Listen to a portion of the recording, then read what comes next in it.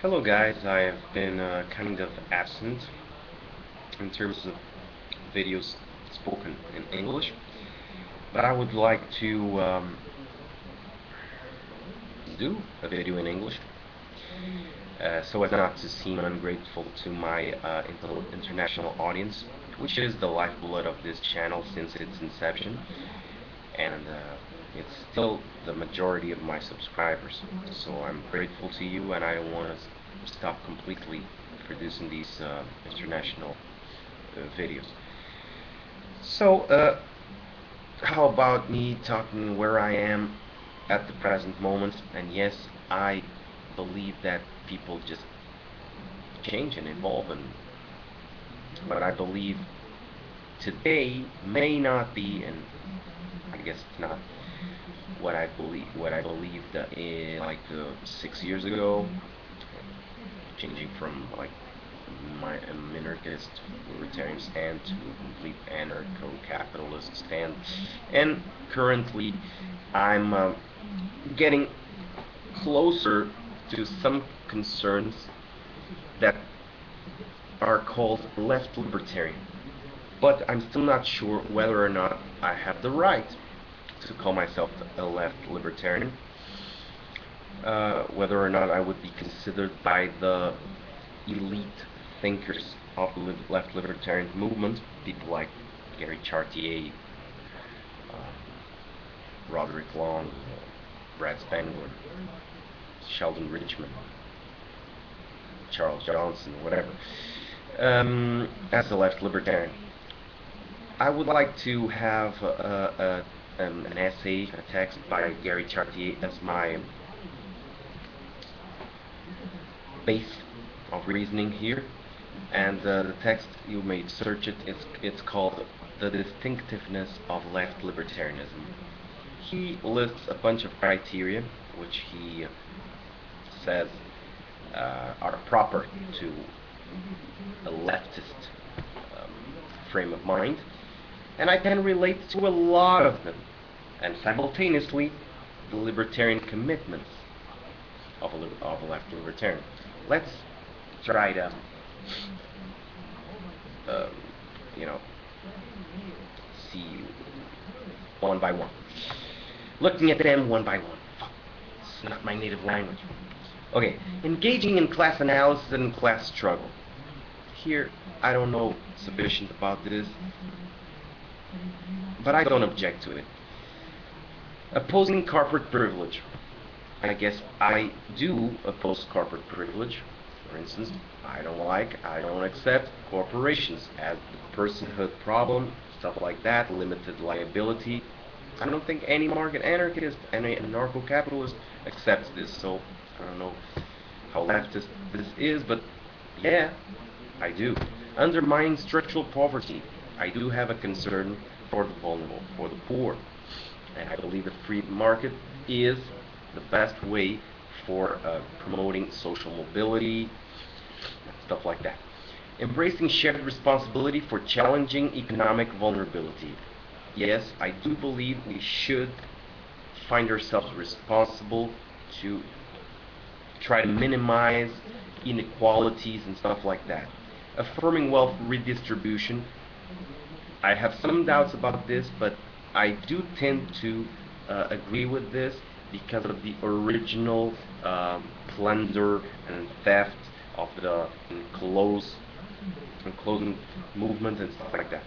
So yeah, I think in the birth of the capitalist as modernly and mainstreamingly understood, there is a huge deal of legal plunder and privilege and stuff like that, which needs to be challenged. And when certain claims can be made by people and substantiated, yeah, I guess we can redistribute things to amend past errors.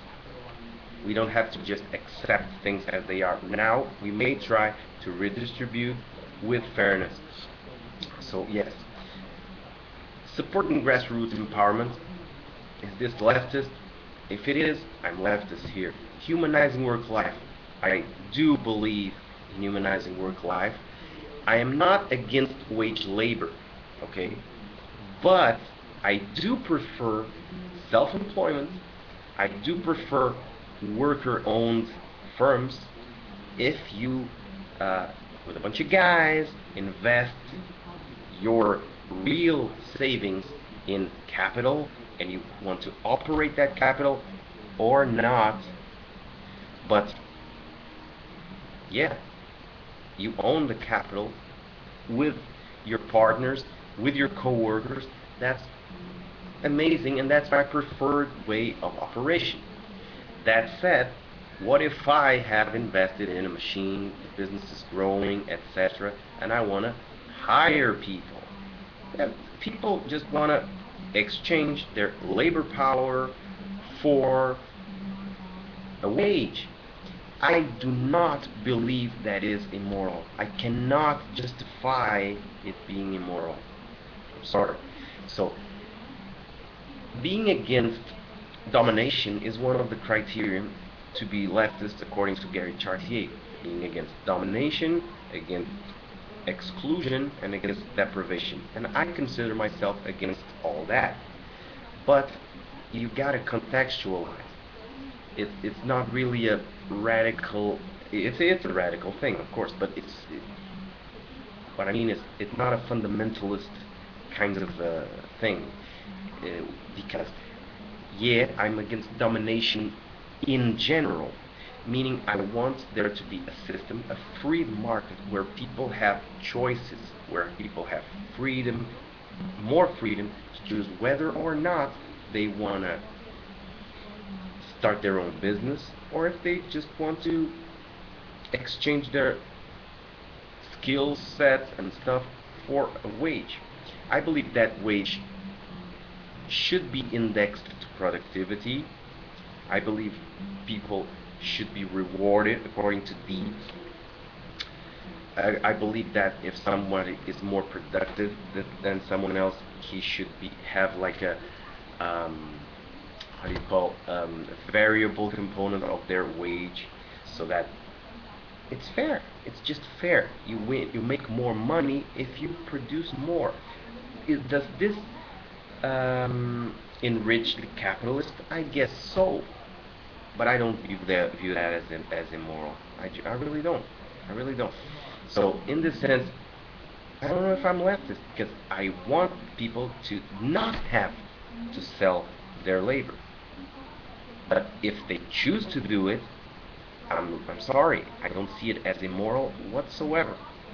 If I have saved to buy a machine and somebody wants to operate my machine, I don't believe they own my machine. They didn't delay their personal consumptions, and they didn't have to make that sacrifice to put themselves into the machine. I did that, so the machine is mine. Okay? Okay, I can't be more clear than this. Other criteria: protecting civil liberties. Okay, so I'm amazing. Opposing the drug war. I totally oppose the drug war, but then so any anarcho-capitalist. Supporting the rights of sex workers. Totally. Human rights. Challenging police violence. Totally. Promoting environmental well-being and animal welfare. I do. Fostering children's liberation. Totally. Rejecting racism, sexism, heterosexism, nativism, and national chauvinism, and resisting war, imperialism, colonialism. And I know this kind of sounds like decency, common decency.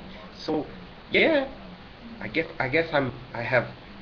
If we were to make some sort of diagnose of my personality, like in the DSM manual, but not for mental diseases, for leftism or whatever, I would have checks on a lot of these criteria. And of course, the other criteria for libertarian commitments to affirming robust protections for just possessory claims.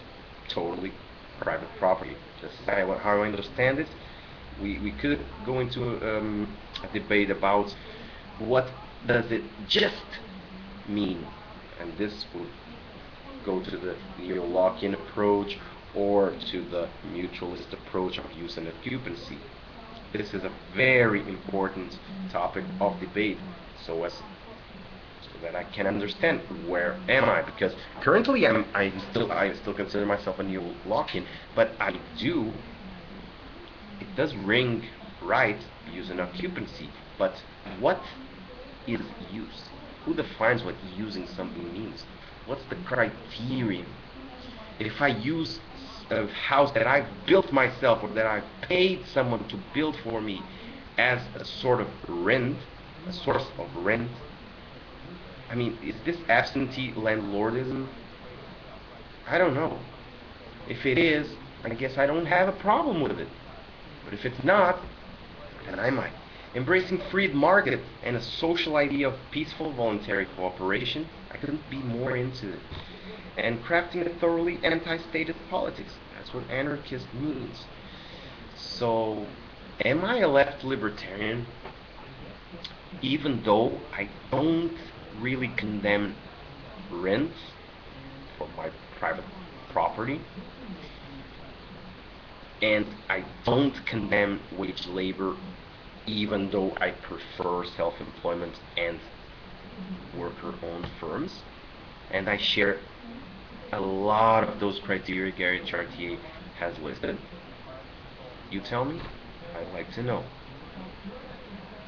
Be cool.